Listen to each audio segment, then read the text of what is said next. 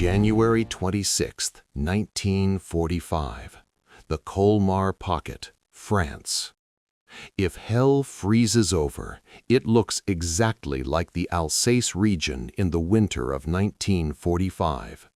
The temperature hovered near zero, a biting cold that didn't just freeze water, it froze the ground into a sheet of iron, jammed machine guns, and turned men's feet black with frostbite inside their boots. The snow was knee-deep, a pristine white blanket covering a landscape of shattered trees and frozen mud. In the WWII woods, a small group of American soldiers huddled in the tree line. They were officially designated as Company B of the 15th Infantry Regiment, 3rd Infantry Division. On paper, a U.S. Army Rifle Company was supposed to be a formidable force of 235 men, a massive wedge of manpower capable of taking and holding ground against the Wehrmacht. But Company B was a company in name only. They were ghosts. Weeks of relentless combat, artillery barrages, and the attrition of the frozen winter had whittled them down. There were no 200 men. There were no reserves. As the sun struggled to rise through the gray mist that morning, there were only 18 effective fighting men left standing. 18 men to hold a sector that required 200. They were exhausted beyond the point of fatigue. Their uniforms were stiff with frozen mud and blood. Their eyes were hollow, staring out at the open snow-covered field before them with the 1,000-yard stare of men who have seen too much death and expect to be next. Leading this skeleton crew was a commander who looked less like a soldier and more like a child who had stolen his father's uniform. Second Lieutenant Audie Murphy was 19 years old. He stood 5 feet 5 inches tall. He weighed barely 110 pounds. He was a Texas farm boy who had been rejected by the Marines and the paratroopers for being too small. Now he was the commanding officer simply because everyone above him was dead or wounded. Murphy was in bad shape. His skin was yellow and waxy from a recurring bout of malaria. He was shaking, partly from the fever burning him from the inside, and partly from the sub-zero wind cutting through his jacket. A sniper's bullet had clipped his hip weeks earlier, and the wound was still throbbing. "Dig in," Murphy ordered, his voice raspy. But it was a futile command. The ground was frozen solid to a depth of 3 feet. When the men struck the earth with their entrenching tools, the metal rang like a church bell and bounced off. They couldn't dig foxholes. They couldn't hide. They were exposed on the edge of the woods, fragile flesh against the coming storm. The tactical situation was a nightmare. The Colmar Pocket was the last German foothold west of the Rhine River. The Germans knew that if they lost this, they lost France, so they had massed their elite troops, the 2nd Mountain Division, for a final, desperate counterattack to push the Americans back. Around 2 p.m., the silence of the forest was broken, not by birds, but by the low, mechanical growl of heavy engines. Murphy raised his binoculars. Across the frozen field, emerging from the village of Holzwehr, came the shapes that every Allied soldier had learned to dread. They were massive, painted in winter camouflage, their long 88mm barrels sniffing the air like predators. Tanks, 6 of them. Behind the armor, using the tanks as moving shields, marched 250 German infantrymen. They were fresh, well-equipped, and advancing in perfect formation. Murphy looked at his 18 shivering men. He looked at the 2 M10 Tank Destroyers that had just arrived to support them, open-topped vehicles that were sliding dangerously on the icy ground, their crews struggling to find traction. The math was impossible. It was 250 against 18. It was heavy armor against rifles.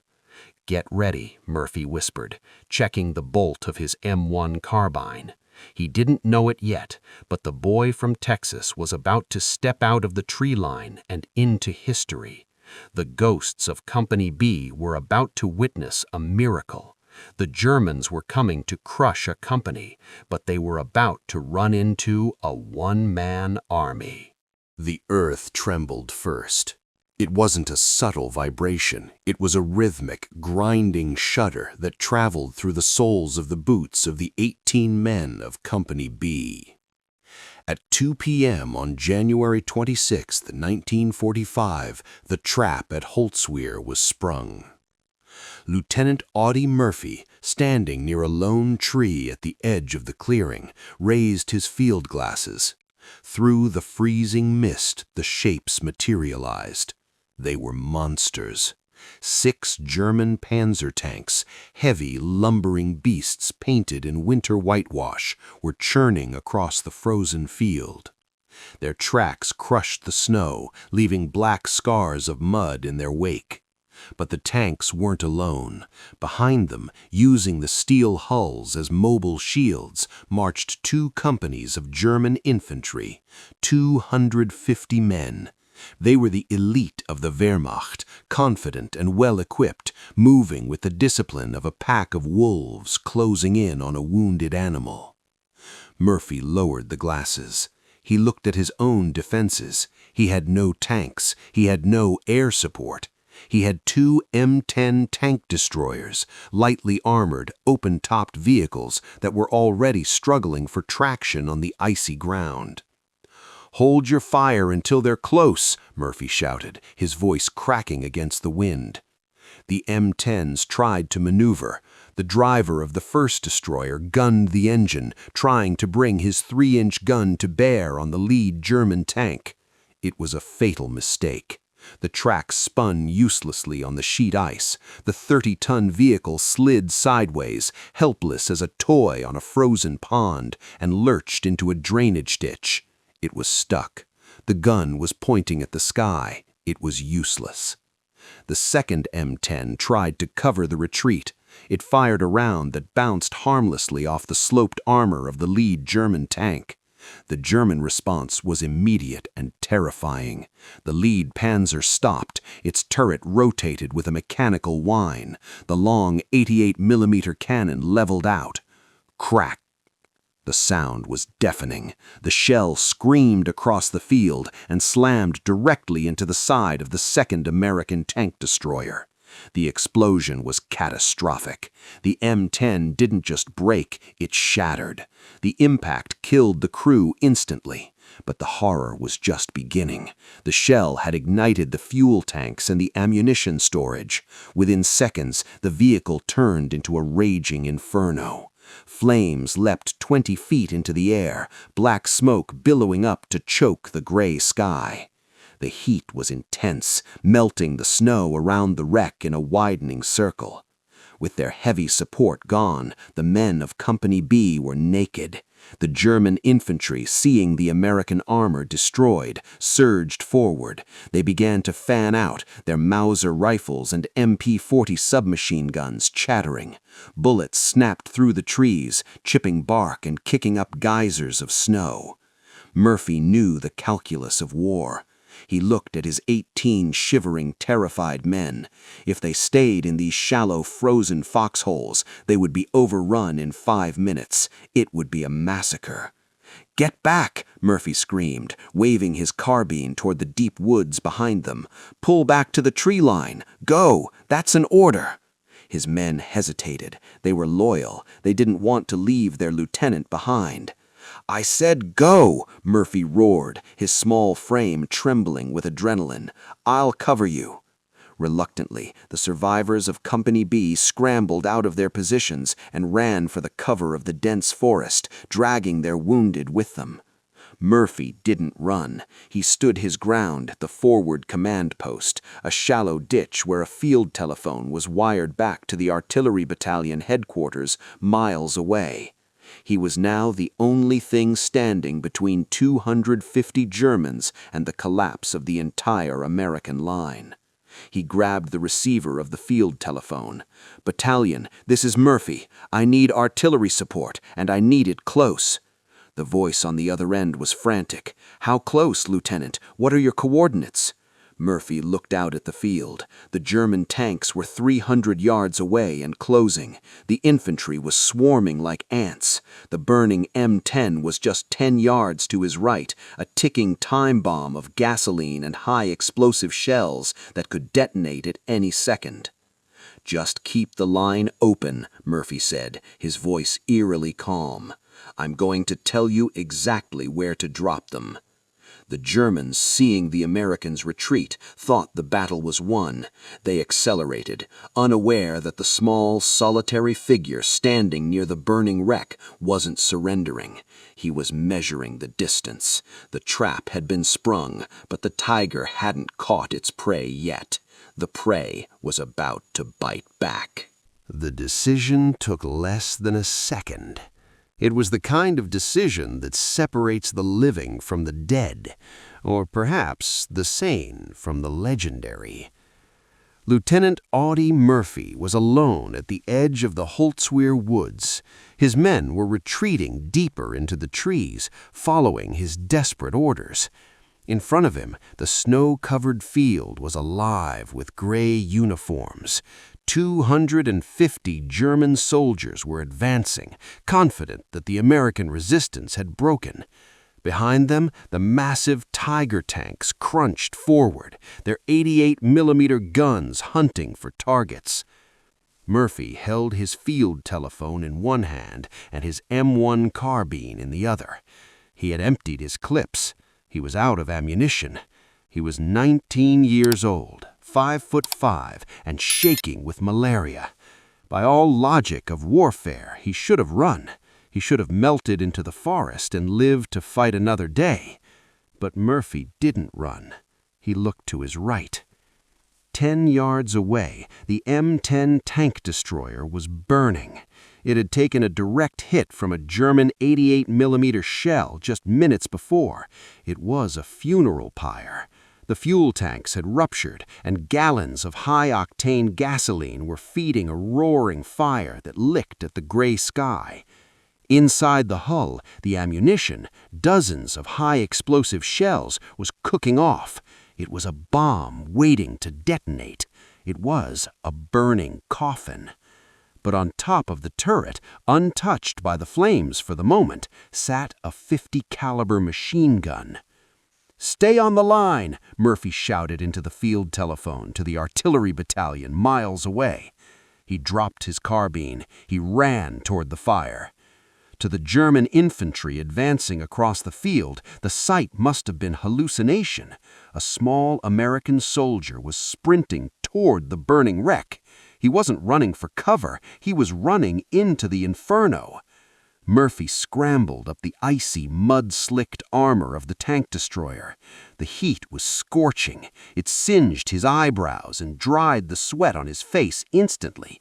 The metal was hot enough to blister skin. The smoke was thick, black, and choking, smelling of burning oil and cordite. He dragged the field telephone wire up with him. He swung his leg over the turret ring, standing on top of the burning hull, exposed to the world. The .50-caliber machine gun, the Ma Deuce, was heavy and cold in his hands. He checked the belt. It was full. Murphy leveled the barrel. The Germans were closing in, now only 100 yards away. They hadn't seen him yet. They were looking at the woods, expecting the fire to come from the trees. They ignored the burning tank because nobody fights from a burning tank. It's suicide. Murphy pulled the trigger. Thump, thump, thump, thump. The heavy machine gun roared to life. The recoil shook Murphy's small frame, rattling his teeth. A stream of tracers erupted from the smoke, slashing into the German ranks. The effect was instantaneous and devastating. The front line of the German infantry collapsed. Men dropped into the snow, cut down by a weapon they couldn't see. Confusion rippled through the Wehrmacht troops. They stopped. They looked around wildly. Where was the fire coming from? The woods were empty. The only thing in front of them was a burning wreck. Murphy kept firing. He swung the gun in a wide arc, spraying death across the frozen field. The smoke from the burning M10 swirled around him, acting as a cloak of invisibility. One moment the wind would blow the black clouds away, revealing him standing on the turret like a demon rising from hell. The next moment he would disappear back into the smoke, a ghost firing bolts of lightning. "Target coordinates!" Murphy screamed into the field telephone, clutching the receiver with one hand while firing with the other. "Drop it closer! 50 yards closer!" The artillery officer argued over the wire. "Lieutenant, that's too close to your position." "I don't give a damn! They're right on top of me! Fire for effect!" The German tanks began to return fire. Machine gun bullets sparked off the hull of the M10, inches from Murphy's legs. But the tank crews were confused. They couldn't get a clear shot at the man standing in the fire. They hesitated to waste a main gun round on a vehicle that was already destroyed. For Murphy, time seemed to stop. The world narrowed down to the vibrating handles of the .50 caliber and the gray shapes in the snow. He wasn't cold anymore. The fire beneath him was getting hotter. He could feel the vibrations of the ammunition inside the hull starting to cook off. He knew that at any second the tank could explode and vaporize him. But he didn't climb down. He reloaded. He adjusted his aim, and he kept pulling the trigger. The burning coffin had become his fortress, and from the top of it, the boy from Texas was holding back an entire army. The decision defied every instinct of survival. It was 2 p.m. on January 26, 1945. The temperature was 10 degrees below zero, but Lieutenant Audie Murphy was sweating. Standing alone at the edge of the Holtzwehr woods, he watched his 18 exhausted men retreat into the trees. In front of him, the snowy field was crawling with death. 2 companies of elite German infantry, 250 men, were advancing in a relentless gray wave supported by 6 massive Tiger tanks.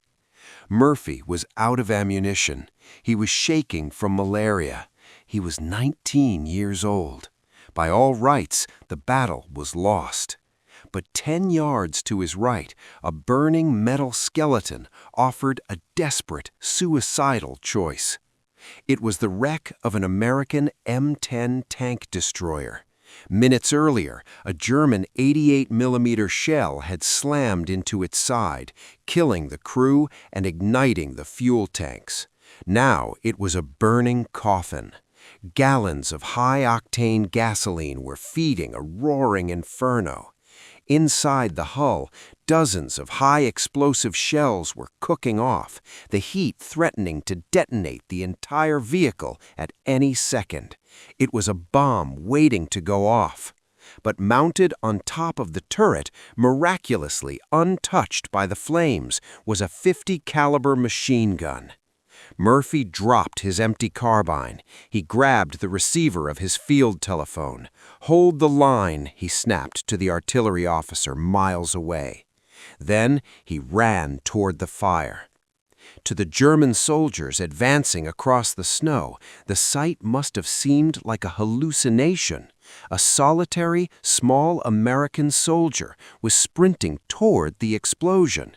He wasn't running for cover. He was climbing onto the pyre.